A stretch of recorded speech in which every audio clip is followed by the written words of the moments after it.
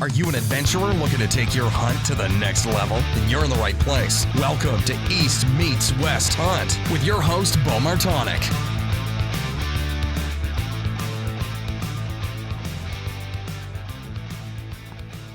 All right, Shane Parker, welcome to the podcast. I'm glad to get to have you on here. Yes, sir. I'm glad to be here. Hope everybody's doing well.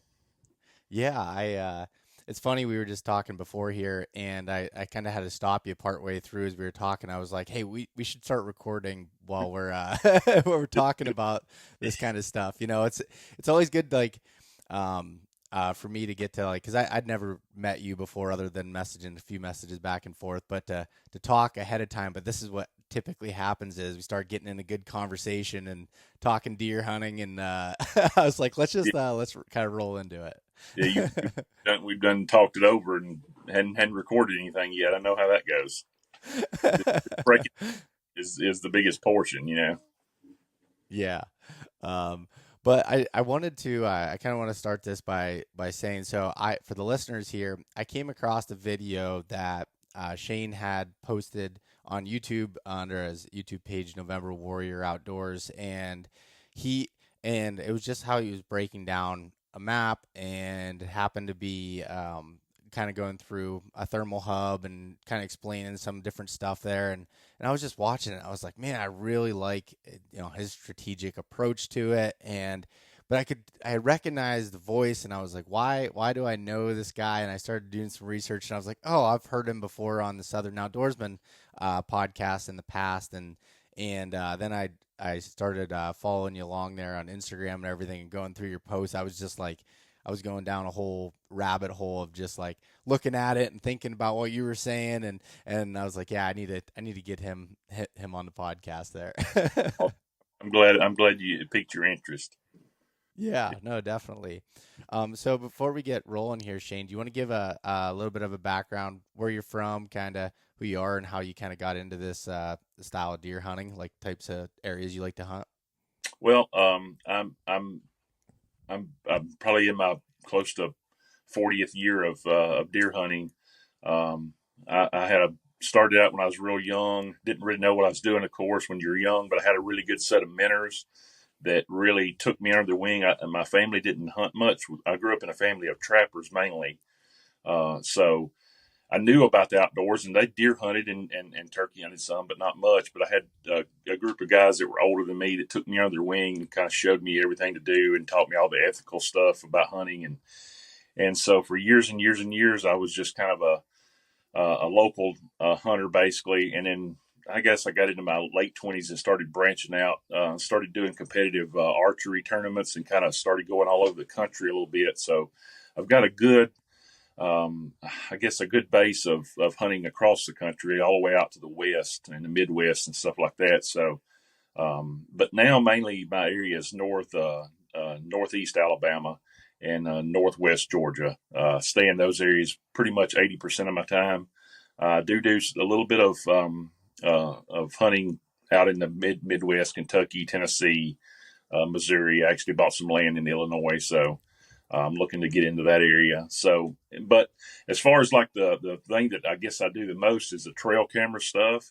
I've always just loved watching deer, interacting with them, seeing how they act and stuff like that. So I was out of hunting when I had actually lived in Birmingham for a few years, and got out of hunting for about 5 or 6 years.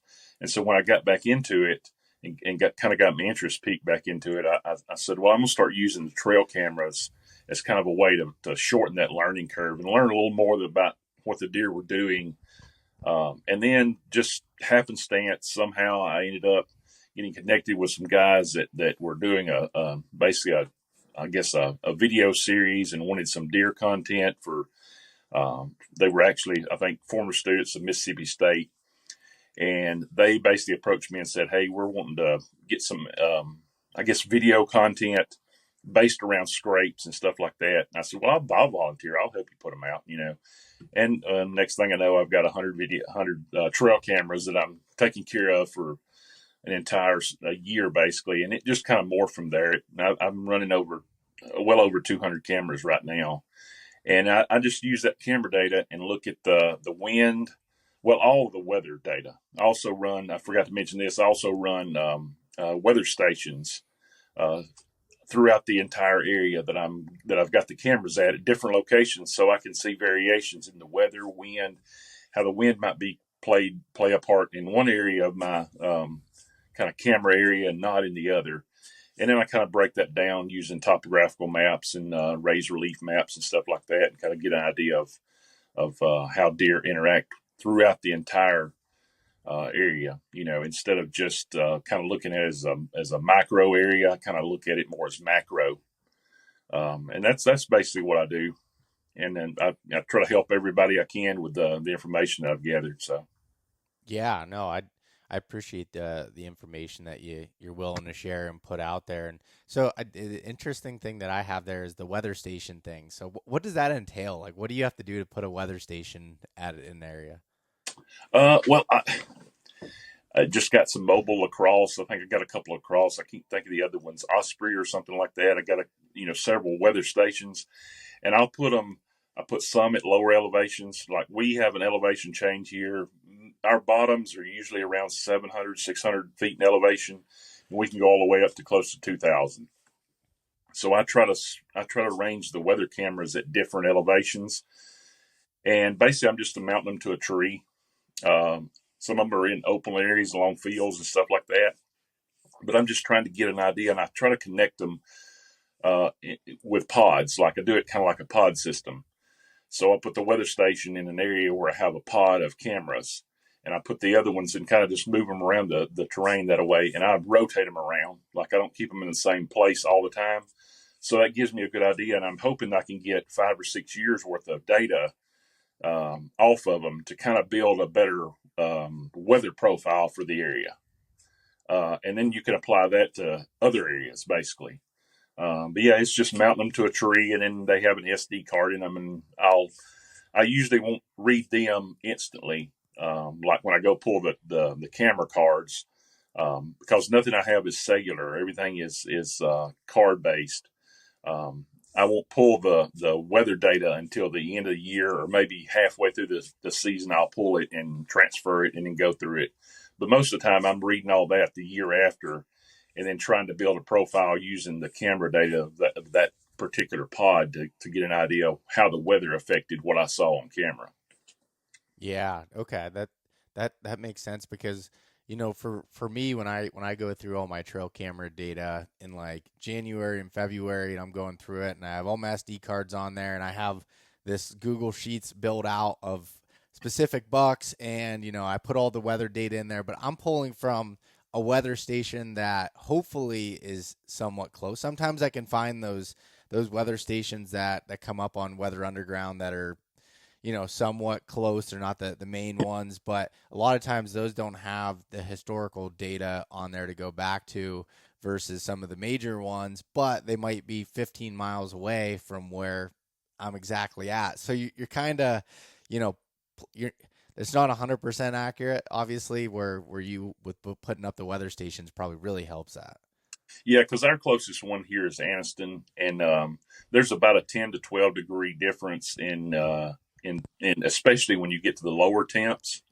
There's usually a 10-degree difference between where we are and where that is. And that's the one that I'll normally pull is the Anniston Regional. Well, the one I was going over was the Anniston Regional Airport. And it's situated in a different area.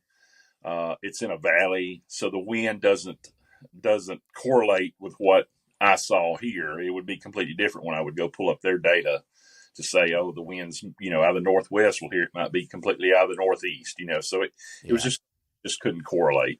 So I decided just to do it on my own. Because there was nothing really close by in this area that I could do off the Weather Underground. I tried that as well, and it just never did work. I was like, well, I'm just going to do my own, and that way I'll know for sure, because sometimes I can have anomalies on my own weather data. I can have one area that's up in elevation, and it can have, a northeast wind or a northwest wind. I can have one on the lower elevation that's in a creek bottom, and it can have an east wind or a southeast wind. So, it's just one of those things where I got a better mix of weather data basically to pull from. So Yeah, I mean, I know just on a micro level example is like where my house is situated, kind of in this bottom. It's always 8 or 9 degrees cooler than if you drive 5 miles to, a spot that's up on top of the hill a little bit. And it's just that's the way that Yeah, it is, and that would give you completely different data than if you were just looking at a weather station that was up on top, but you were hunting down in, this type of area. yeah, oh yeah, and it could, it can affect the temperature drop in the lower areas here does affect the deer travel to me, especially during the summer. If I'm trying to do a summer inventory or something like that, of course it's all got to do with water and water access and stuff like that as well too. But the temperature changes especially affect that early season. That's mainly when I'm seeing the big differences in the travel when you get those weather changes. Especially the wind shifts and stuff like that. So Yeah, so with those weather stations, and if you have them, say, down in this valley where you're having you have like thermals and everything that are kind of pulling in there, will that pick up that kind of data and seeing, when the thermals are pulling down through and everything? yeah, I've got one that's in a thermal hub. I played it. I had to play around with it. I had to finally found one that had a thermal. It was in a thermal hub, but it was kind of a larger thermal hub, larger creek. So the creek pulled more. It pulled a broader area of wind. I didn't want to put the weather station directly on the water because I didn't want it affected that much. So I put it in close proximity just to get that idea, and it does show that thermal shift. And the time, timing of it was basically what I wanted to see is when is that thermal shift happening in this thermal hub, and kind of correlate that to others, and just kind of get an idea of when the thermal shift is, what it looks like weather wise, and then go anecdotally and check it myself in other thermal hubs and see if it was the same, basically. So I take a little handheld weather unit out, and when I go hunting, I would if I went hunting in a thermal hub, I'd take that little thing with me, and I'd mount it on the tree on like a bracket, like a shooting bracket or something, and then I would see what that read, and I'd write it down, or I'd keep it on my notes on my phone, and I would go back and check that weather data, the weather station on that big thermal hub along the creek, and see if it correlated, and if it did, that would tell me, well, I'm on the right path, and pretty much it. Whatever lined up there, it lined up with what I read, and I said, well, that's enough data for me to figure out that it's pretty much they're all going to be working pretty similar if they're in the similar shape. That's the big difference. If they're oriented in a similar direction, like east to west or north to south, as far as the drainage coming out, the opening, if it's to the east or to the west, you're pretty much going to get the same type of reaction no matter what in each thermal hub. That's just going to be the size dictates how much you're going to see, how much difference.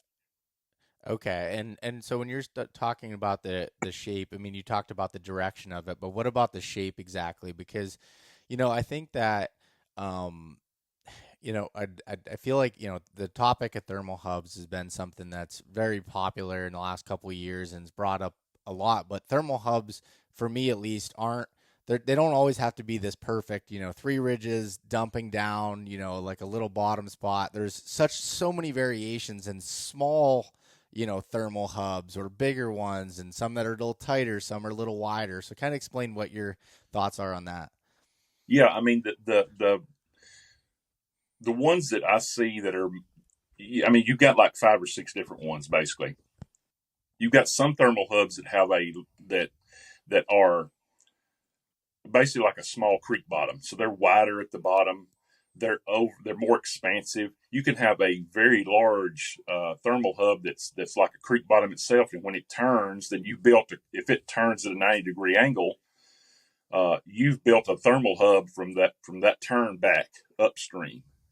If it turns and there's a ridge that comes down in front of the creek itself, so it's turning into a creek channel, it'll stop that wind flow at that point, and everything upstream of that, it turns into a thermal hub. And you'll see those areas being used just like the smaller thermal hubs. So you got those that are creek bottom based, and you got the kind that are just like larger. They look like a hand, like you put your hand down on the table, and they look like the fingers going out, and they have a flat bottom. And it may be a wider flat bottom, maybe up to 50, 60, 70 yards wide at times here, what I see.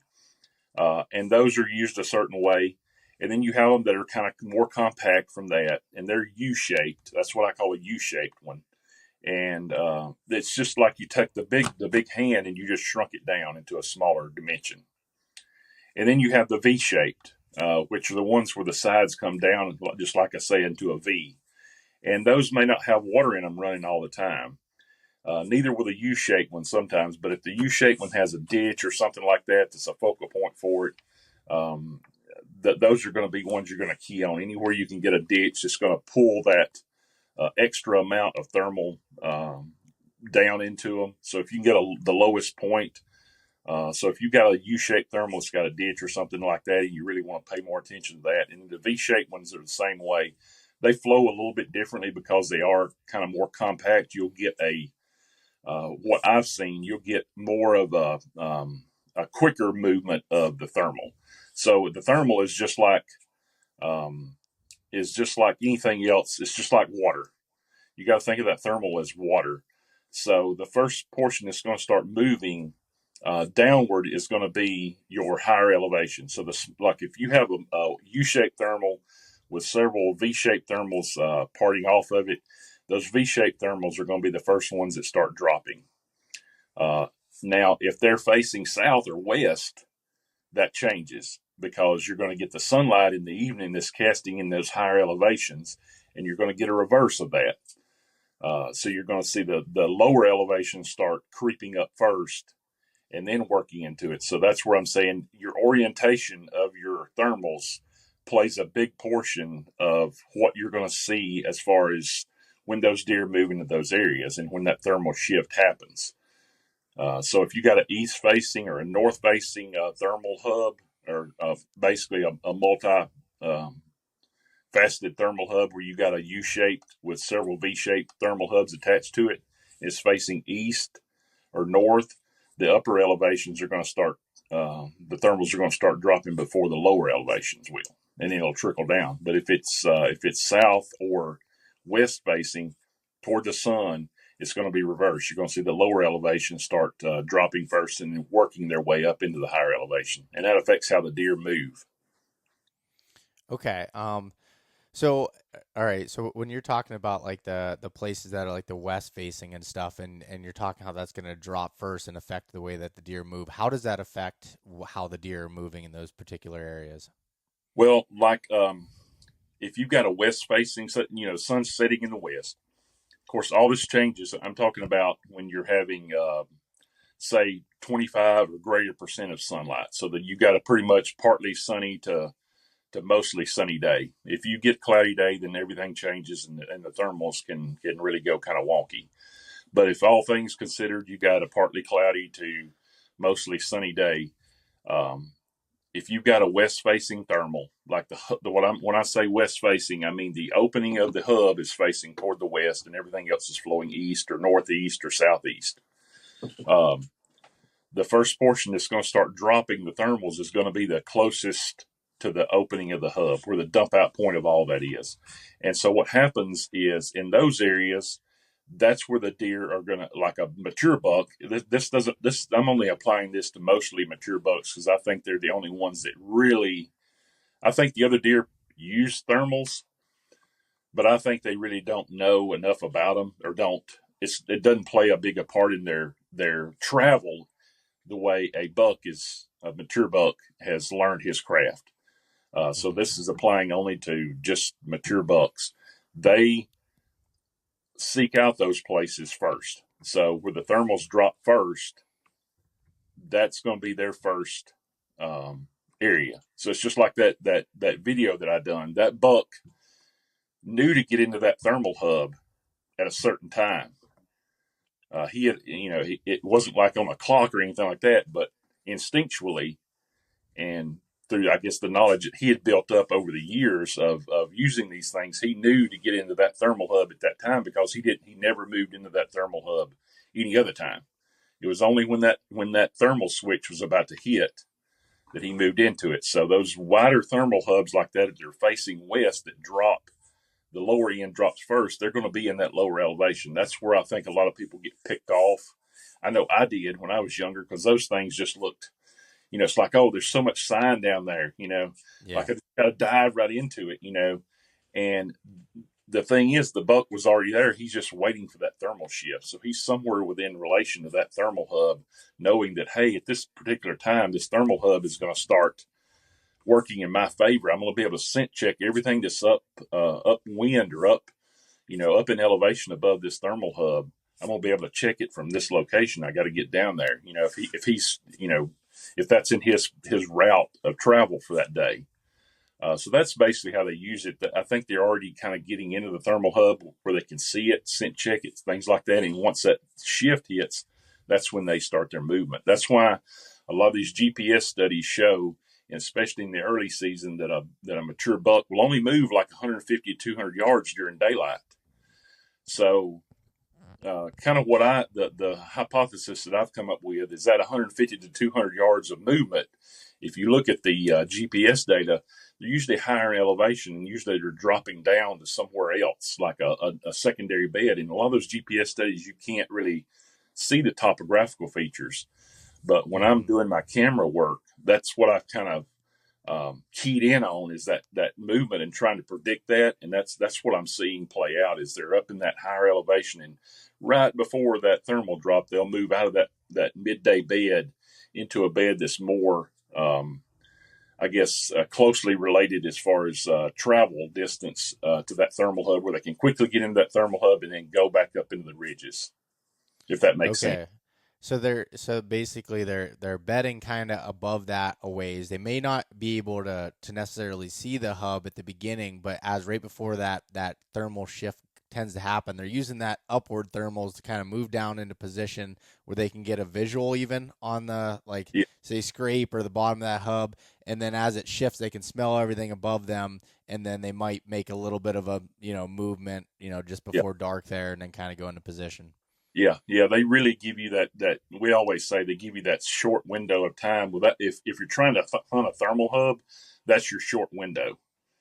And that's really the only window you have. If you don't take advantage of that window in that thermal hub, that's really the only window you have, because that buck at that point in time is traveling with the thermals itself. He's trying to get to a point below the area that he may be bedded or staged in. Sometimes they just kind of stage and hang out in those upper thermal hubs, and they'll wait and move down. I've seen that as well, but you got to play that into effect, that he's at a disadvantage traveling down with the thermal current to a point that he believes, I can get everything that's above me that has now shifted. That thermal has dropped enough that I can get to that position to get as much information, because that's all he's wanting to do is get information. It's just like us. Yeah. That bird to get every bit of information from the largest amount of terrain that he can gather without having to do the least amount of work to do it. Yeah, and it makes me think, like, going back to November 4th last year when I'd killed my buck that was in a somewhat of a thermal hub of a scrape. There's a scrape that's been there for 15 years, and there was a big hemlock tree where the scrape was under, and that had been struck by lightning and broke off, so they moved to the next tree, but it was all in this spot. And what I've learned from hunting this area for so many years, that a lot of times these bucks right before dark, they'll be just down from the scrape, probably about 50, 60 yards or so, and either come across the creek, or they'll be coming from the bottom and kind of heading up, but just skirt the bottom of that scrape and don't necessarily always go to it. And I got to wonder if this deer, because so I'd called him and he came up, and it was just before dark, came up from below me there, and or below the scrape, and worked up towards that direction. He ended up coming out of the opening by the scrape, but I think it was more due to the calling. So I'm not sure if he was, either staged there or like staged somewhere up above and heard the calling and came down, or happened to be moving at that point and was just in location and came up through. But, during the rut, things can be a little bit, different, and some of the rules get thrown out, it seems like. But it just makes me think of it a little bit differently. And I really urge everybody to go watch your YouTube video that you did on that, because it explains it well and shows it on the map where, like, okay, here's where the scrape is. This is where your one camera was. And then you had the one on the downside of that. And I can't remember. That was an east facing hub, wasn't it? It was east Okay. facing. Yeah. Yeah. The Gotcha. east and the west facing ones, they're ones that I really key in on more than anything. They seem to produce the most amount of movement, because that thermal shift seems to be way more consistent with those two. Whereas the south facing and the north facing can kind of vary a little bit. But yeah, you're basically, what I'm saying is, you need to find that fallout point that gives you, if you're trying to hunt a thermal hub, you're trying to find that fallout point where that buck is using that lower end of the thermal hub itself to hunt on. Because if you're pushing up into the thermal hub, which is a draw of a lot of people, they see the scrape right in the middle of the thermal hub, or all those rubs or whatever the buck is laying down sign wise. They're seeing all that, and that's drawing you in. That's visually, I got to get to that point. I got to be able to shoot that scrape. Well, the thing that I figured out on this buck is, it was a very well used scrape that had been there for decades. And I had run trail cameras on this thing for 5 or 6 years, and I only got him in daylight a couple of times. I'm like, well, I can't hunt that. That's not, I can't, if he's only coming there one time. It's not enough information that I can hunt off of if he's only coming there one time during daylight, But he's coming a bunch at night, But I can't go off of one day. But the thing is that what I knew in the back of my mind, I'm like, there's a lot of movement within this thermal hub. He's got to be using this thermal hub a different way. Like, it can't just be just the scrape, because he's only coming to it one time. So that's when I started just kind of working away from the scrape itself, and I started getting him in different areas during daylight. And then I just kind of worked off of that, and I realized, well, this is what he's doing. You can kind of follow the rub lines and stuff like that with him. That's the biggest thing. If you want to follow, especially in that pre-rut time, if you follow kind of the rub lines and stuff like that within those thermal hubs, you can usually break down what the deer is doing, And that was what I kind of keyed off of. I started in the higher elevations and said, well, I'm just going to work my way down following his rub lines and drop a camera here and kind of move the cameras around. And eventually it kind of just all fell into position. So I'm hoping this year that he kind of follows that same. He'll be a 6.5-year-old, I think, this year. So I'm hoping he follows that same kind of pattern and doesn't deviate. And hopefully me or one of my buddies can get a chance at him. So, Yeah.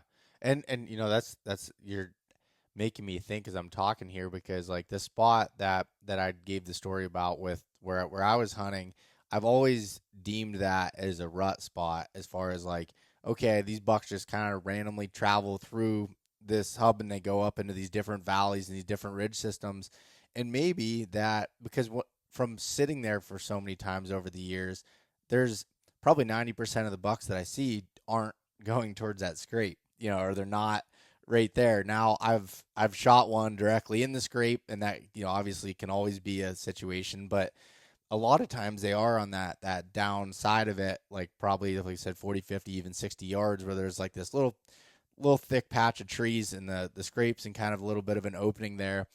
Probably make a whole lot of sense to move a camera down there too, and just see if what else is being able to be getting, and and not just there, but on some of the other areas that are leading down to it. Because like whenever I find what would be considered a thermal hub, is like I always kind of start in the bottom and do just the opposite, but walk up the trails, and I just like to kind of see where they go, and then figure out, like, then you'll find that topography line above that it seems like there's some good trails and rub lines that run it, and you start to find that line that they like to be at. And typically I'll find beds along that line as well when you start finding some of those good horizontal trails. Yeah. Oh, yeah. Yeah. Definitely.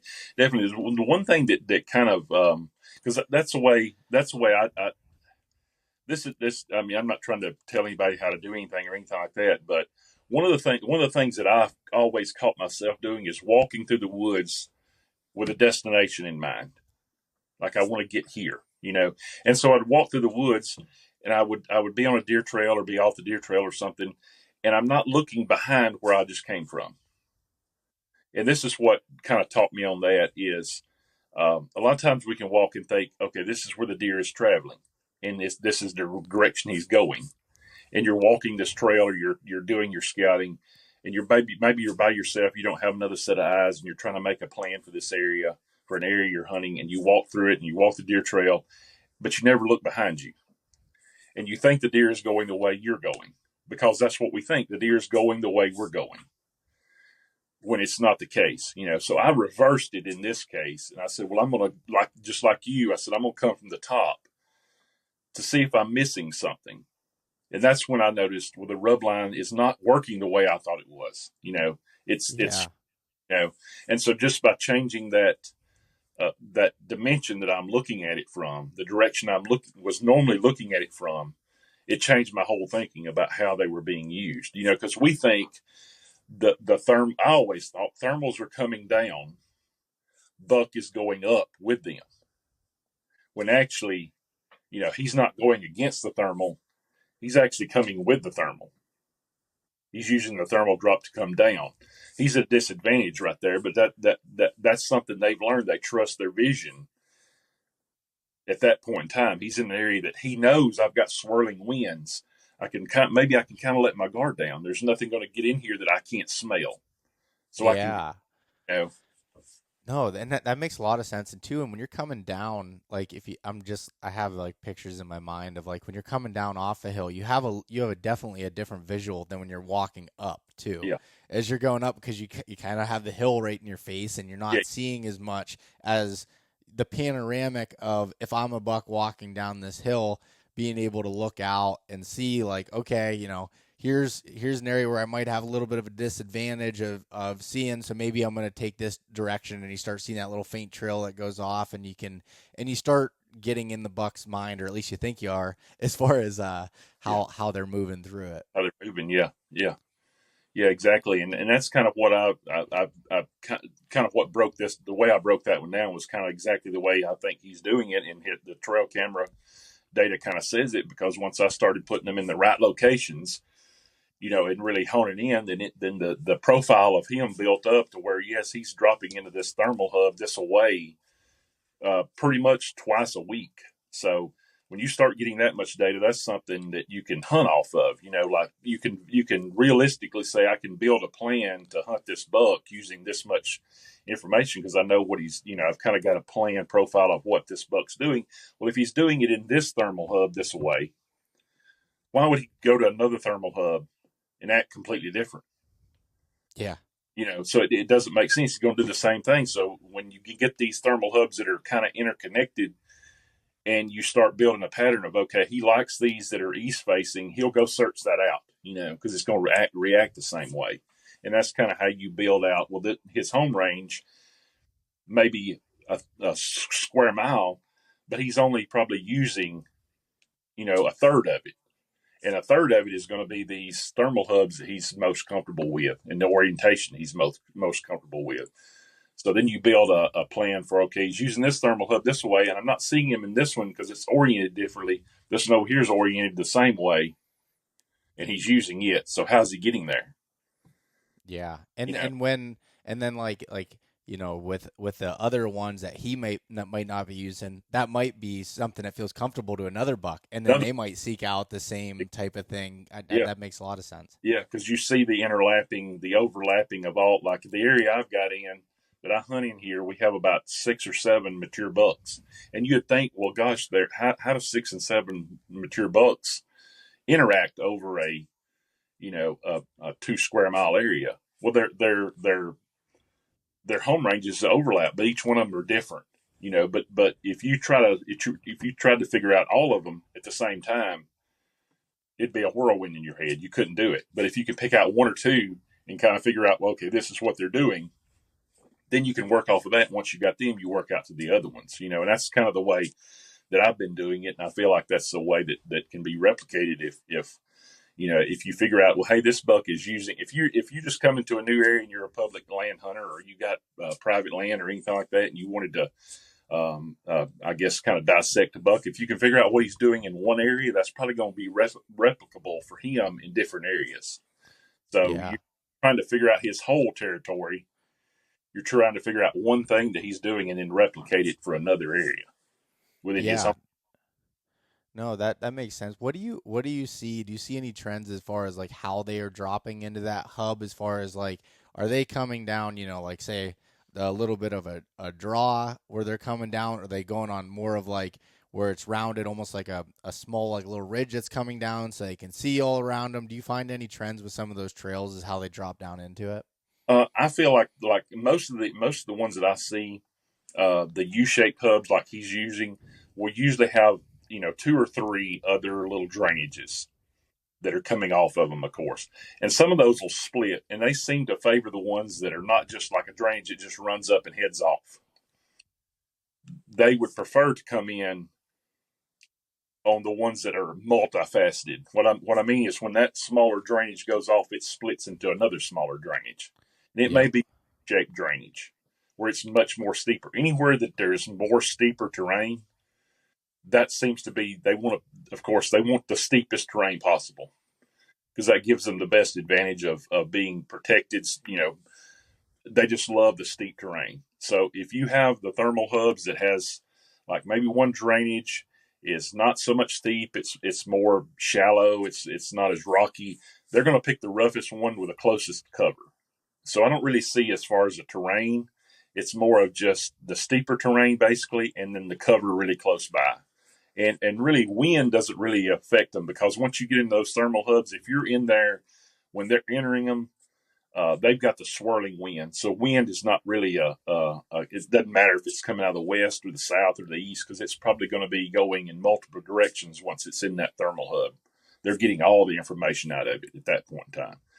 So it's the ridge tops and the higher ridge points that may be affected by wind direction that maybe they bet on them in a certain wind. But as far as the thermal hubs, they'll basically approach them under any wind condition. It's basically what I see. Yeah, and that makes sense. Like where I was hunting down in West Virginia, and I was hunting some of this old coal mine property, and it was really steep, and there's some strip where they had these valley fills that kind of came down through the valleys, and there's these rock drainages that go up through it. And I remember, so it's somewhat open. So I was sitting behind binoculars watching. So it's basically take all the woods away, and you can see how they're moving. And the way that there's this really big 9 point that I still have dreams about, that I had 18 yards and couldn't get a shot. But he would work these bench systems, and then to change elevation, he would go down these rock drainages. And if you've ever walked in those rock drainages, they're super thick with these autumnal bushes, and they're so rocky. They're tough to walk up as a human through it. It's like, man, how are they doing that? But rather than going up just at random kind of through, or some of the trails that the does were using, these bucks would use these rock drainages to move in and out of the different elevations. Yeah, and they did. That's basically what I'm seeing here. If you've got those steeper V-shaped rocky, if it's a rocky bottom, they're going to be in that because a lot of those will get clogged up with. Down here, it's mountain laurel. You'll just get tons of mountain laurel, or just it's just nasty. Or they'll even be deep enough that if you're sitting down in them, a lot of them will be a ditch. Actually, they'll be wasted. If a buck is down in that rocky drainage, he's basically got cover without having to have cover. Nothing can see him. He's not silhouetted.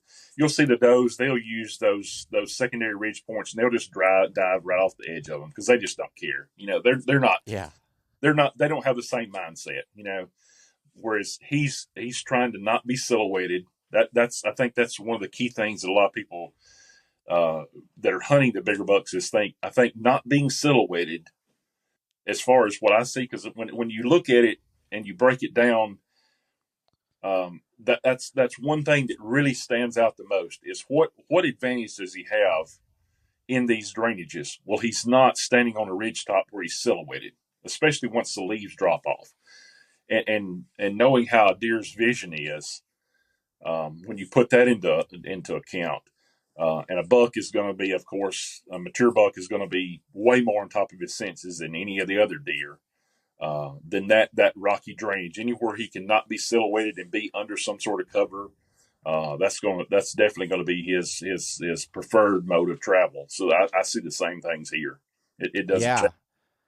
change. And like those autumn olive bushes they act the same as, taller mountain laurel or rhododendron, where they give that kind of like umbrella approach over top of it and they can tunnel underneath it. Paul Pitera and we were talking about that quite a bit when him and I were texting back and forth about like these tunnels, and he was sending me pictures of the trails that he was seeing that kind of go through some of those drainages like that, and very similar type approach. And it's like, it doesn't matter where you're at in the country, whether you're in Alabama, you're in Pennsylvania, Ohio, whatever. A lot of these trends are the same. It just might be a different type of bush or tree, but Yeah. they have the same type of features that makes that buck feel safe. Oh, yeah. Yeah. And when you look at it, like when you're scouting, if you're trying to scout an area and you see that he's using this particular area, like, okay, it's a rocky drainage that's got a bunch of mountain laurel or rhododendron or whatever you've got in that area. What I try to do, and that this is what I'm looking at a whole different piece of property now, and I'm kind of utilizing. I'm going to see if what I think here is going to work there, but is to pick out those pockets. So if you can pick out those pockets, okay, this area has this, but there's not say there's 150 yards between the area that has the rocky drainages with the V-shaped. Um, um, V-shaped. It's got the rhododendron, got the mountain laurel cover, all the cover that he's desiring in this area. And then you go 150 yards and there's not any, but there's another patch over here. Well, how's he getting that? And there's sign there from him. Well, how's he getting there? And that's the part you're trying to figure out, is how is he getting from this area to that area? Because that's what they're using, is just these little pockets of cover to kind of move around on. And that's like putting the puzzle together right there when you could do that. And that's kind of what Paul does a lot, is puts that piece of the puzzle together to figure out how is he traversing this area, his home range, using these little pockets of cover. And that I see the same thing here. Basically, it's just using those little pockets of cover. And I actually I killed the largest buck I've killed in this area here. I killed in 2020, and he did the same thing. And it was like the biggest jigsaw puzzle putting this deer's travel together. Because he just didn't, he was just a master at his craft of traveling through the woods during the daylight. He was still traveling through the woods during the daylight, but man, putting his thing together was really, really hard, and it was because he was using something I wasn't used to trying to hunt over, which was those rocky, just the roughest, nastiest stuff that you would think a deer would never use. That's what they're using. Yeah. So the path of least resistance isn't always a good rule of thumb with some of these big deer.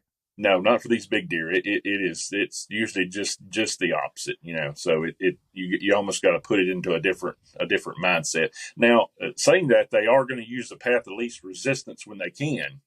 Yeah. But usually that's not beneficial to them, So that's yeah, what and at that point, when they're dropping down with not really, when the thermals are coming at their back and they're kind of coming through, they're having a different mindset than if they have the wind advantage, as far as all the time. So it's like they're going to move a little bit differently depending on how that is. And I talked to Bill Thompson from Spartan Forge about this a lot, that looks at a lot of GPS data, and he's like, the mature bucks are just a completely different animal. He's like, just the way that they move, and it's difficult when you look at the GPS data, like you kind of alluded to earlier, is, they only show up these points every so often. So to see how they get to from here to here, which doesn't look like it's that far, they might do something completely different. They're not just like beelining it.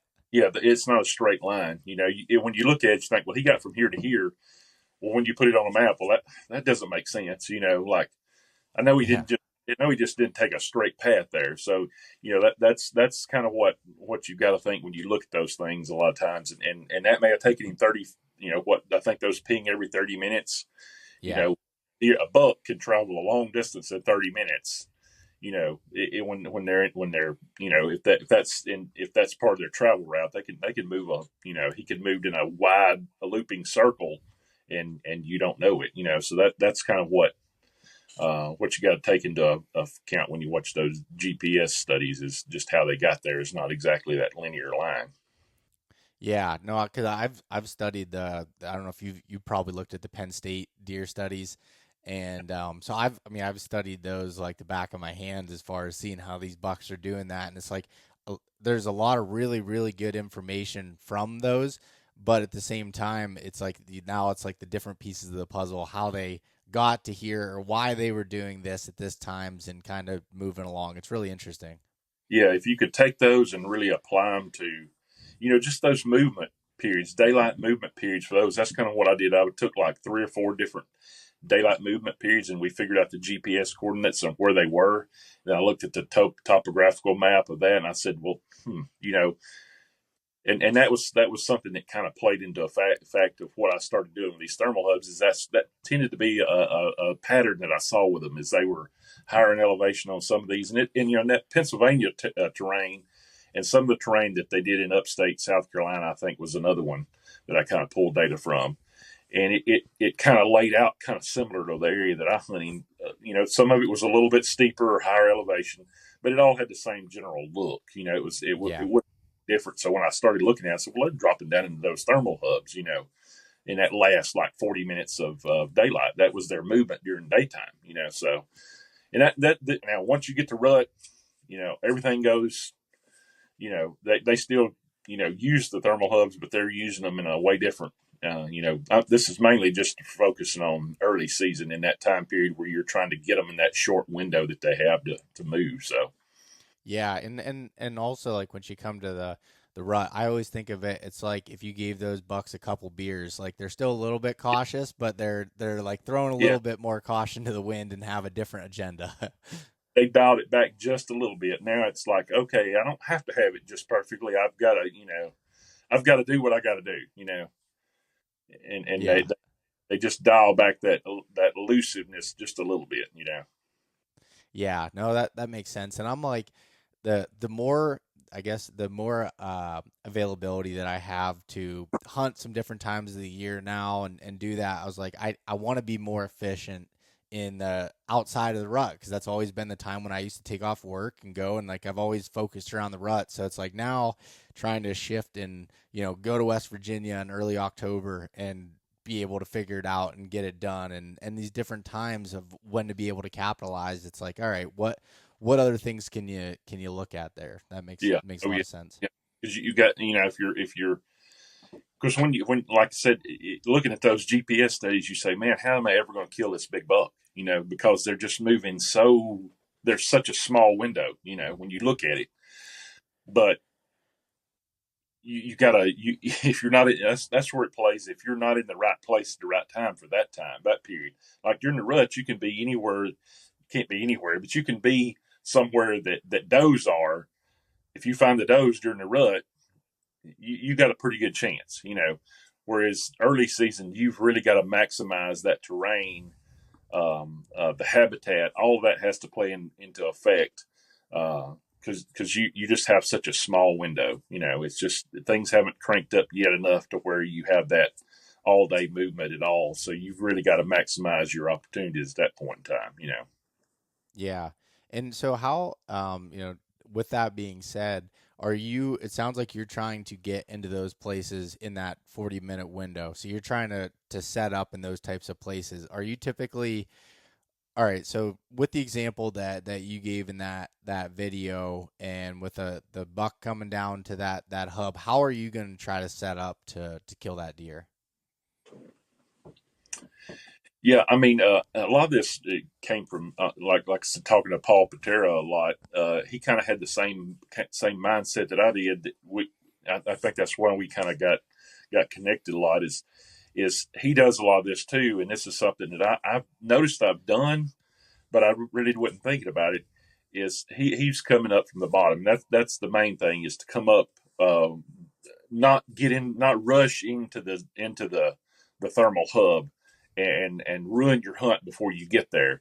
So this would be one where you would want to maybe play a long game and not rush up in there, and you'd want to wait until that last few minutes, maybe the last hour and a half. You probably wouldn't want to push up into the hub itself. Stay on that fallout point and get to the point where you believe you're within range, bow range of where that deer is going to cross, and you'd want to set up downwind, down thermal. Basically, you're not worried about the wind at all at this point in time. You're just worrying about that thermal. You're wanting to get below that thermal where that thermal is in your favor and dumping out below you, knowing that the buck is above you in the thermal hub. And you really have to, it's one of those times where you just got to get close enough to get that shot where he's going to cross and not get in there early enough that your scent's going to get pulled up into that thermal hub and he's going to smell you. So you've got to almost wait or predict when that thermal shift is happening. And that's when you make your move into that thermal hub, and just quickly up a tree. Maybe you want to one stick up a tree and just get high enough to get off the ground and just get within shooting range of where he's going to cross at that point in time. Because if you push up in there too quick, your thermals are going to be pulling up into his area and swirling into those winds, and you're going to be busted. And I think that's what happens to a lot of people that try to hunt these thermal hubs is they're trying to hunt them. And that's me. I did the same thing. Yeah.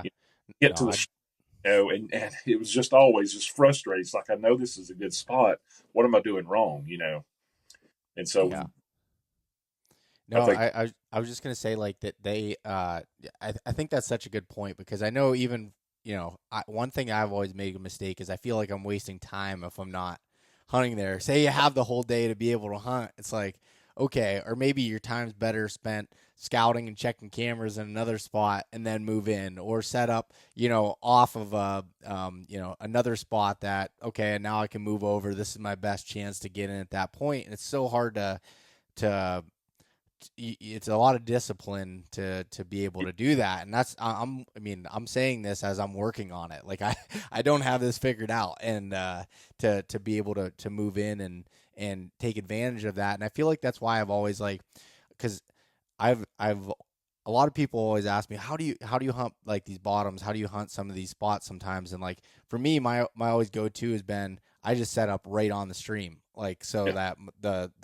thermals are pulling down with the water and everything. But where I come to a problem with that is it's not always, that's more of a lot of times a rut-based thing. Now, I did kill my biggest Pennsylvania deer opening day on doing a setup like that where they were coming down, but a lot of times that doesn't work. So it's like, okay, how can you find these other situations where you can get to it? And from the sounds of it, like where you're talking about there, you wouldn't necessarily be right in the bottom or the mouth of that hub. You might be up just a little bit, but still where the thermals are pulling down. Yeah. I mean, like that particular setup right there, it had a look where the buck was basically bedding at. There's a little rise to his left that's on the down thermal side, the lower end of the thermal hub. There was kind of a little rise there. And so if you got just on the other side of that rise and up a little bit, you could shoot down to that point where he came out of his bed and crossed. You'd have, maybe 30, 35 yards, but he couldn't see you, And that's generally, in most thermal hubs or most hubs and ranges like that, you're going to have a point like that. So you've got to do there's a lot of scouting up to that point that you've got to do, That's a good time to go in there. I think thermal hubs, if you're going to scout them, a good time to scout them is in that mid-morning time because there's probably not a buck using it. He's higher up in elevation at that point in time. So if you're in early season, you want to scout one, go in that 9 o'clock to like 12 o'clock range, that 3 hours, scout it out because he's more than likely not going to be in that thermal hub at that point in time. Yeah. So that's another thing. If you're scouting them, that mid-morning time is the time to go into those thermal hubs because you're not probably going to bust him out of there by the end. He's not going to be in that bed. And that's what I tried to do. And just pick that point. If you're walking into one and you're not familiar with it, don't rush up. Don't think, well, I got to get right to that point. So if you're brand new to it, you come into a thermal hub and you're in a new area and you're just putting boots on the ground, going out hunting in the afternoon. Resist that urge to get there at 1, 2 o'clock, 3 o'clock in the afternoon and push up into the middle of that thermal. Best thing to do is if you have to use it as your afternoon as like you said, as a scouting trip, wait to get into those thermal hubs until that last little bit of before that thermal switch is. Basically, you got like an hour and 15 minutes before most of the time it starts. So that's what I would say. But yeah, definitely, if you're going to scout them, that mid morning time is the ideal period to scout as well. So that's what I'm trying to do is I guess when I'm going to plan to hunt these thermal hubs, like you said, it's kind of you want to get in there. You don't want to waste your time or nothing like that. So I'm going to kind of use that to scout maybe along the creeks and stuff like that, and then wait. That's another thing that usually where these dump out into, you're looking at creek bottoms and stuff like that, because that's just how the terrain kind of flows. And anywhere you can get somewhere where that creek, where you can stage yourself out near a creek, where your thermals, your scent is being carried down with that creek, and then you rush up into that thermal hub from that creek bottom, and your scent has not been dispersed throughout the entire area. So you're not really going to be worried about blowing out does and stuff like that could affect the buck himself either. So it's a waiting game basically.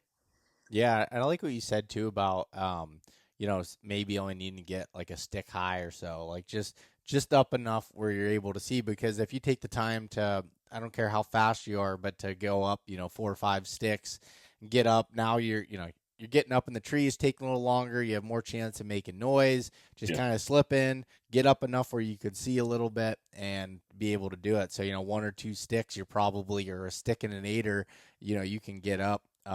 You can get up enough where you're able to see. And I saw that you'd recently kind of switched up to hunting from a saddle. You can get on the back side of that tree and have more cover versus, being on the front side of it where you're kind of sticking out like a sore thumb. Yeah. Oh yeah. Yeah. And that's something that I do a lot of.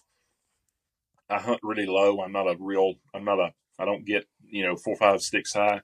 It seems like when I try doing that, I'm always getting busted, and especially in these kind of areas, because this is kind of one of those things that you're wanting to stay just on top of the cover, the first layer of foliage, on the ground. You're not wanting to get up to where he can see you in a situation like this, because in this area, if you get 4 or 5 sticks high, you're going to be stuck hanging out on the side of a tree like a sore thumb. So yeah, definitely in this instance, hunting lower.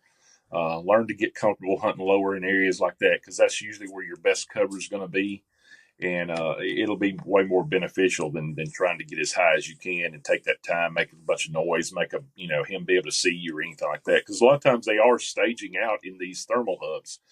They're not waiting to drop down into them. A lot of times, like I said, they're already in there, kind of waiting, using that thermal switch to move. So if you're down there trying to get 4 or 5 sticks high, you're probably going to be blowing everything out of there before you ever knew he was in there. So, do you find an application to be able to hunt these in the mornings at all? Yeah, you can, but that's more of a rut. You're going to have to do it once the ruts. Yeah, early season probably not.